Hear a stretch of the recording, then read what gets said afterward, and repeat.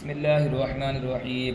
إنا أرسلنا نوحا إلى قومه أن أنذر قومك من قبل أن يأتيهم عذاب أليم.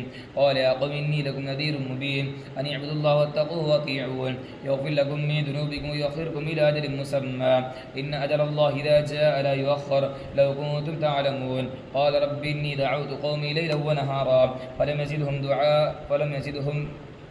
يزدهم دعائي إلا فرارا. وإني كلما دعوتهم لتغفر لهم جعلوا أصابعهم في آذانهم واستغشوا ثيابهم وصروا واستكبروا استكبارا. ثم إني دعوتهم جهارا ثم إني أعلنت لهم وأسررت لهم إسرارا. فقلت استغفروا ربكم إنه كان غفارا يرسل السماء عليكم مدرارا ويمددكم بأموال وبنين ويجعل لكم جنات ويجعل لكم أنهارا. ما لكم لا ترجون لله وقارا وقد خلقكم أطوارا. ألم تروا كيف خلق الله سبع سماوات طباقا وجعل القمر فيهن نورا وجعل الشمس سراجا والله أنبتكم من الأرض نباتا ثم يعيدكم فيها ويخرجكم إخراجا. والله جعل لكم الأرض بساطا لتسلكوا منها سبلا فجاجا.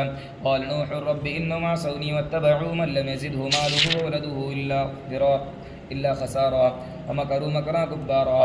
وقالوا لا تذرن آلهتكم ولا تذرن ودا ولا سواعا ولا يغوث ويعوق ونسرا وقد ضلوا كثيرا ولا تزد الظالمين إلا ضلالا. مما خطيات نغرقوا فادخلوا نارا فلم يجدوا لهم من دون الله أنصارا. وقال نوح رب لا تذر على الأرض من الكافرين ديارا إنك إن تذرهم يضلوا عبادك ولا يلدوا إلا فاجرا كفارا. رب اغفر لي ولوالدي ولمن دخل بيتي مؤمنا وللمؤمنين والمؤمنات ولا تزد الظالمين إلا تبارا.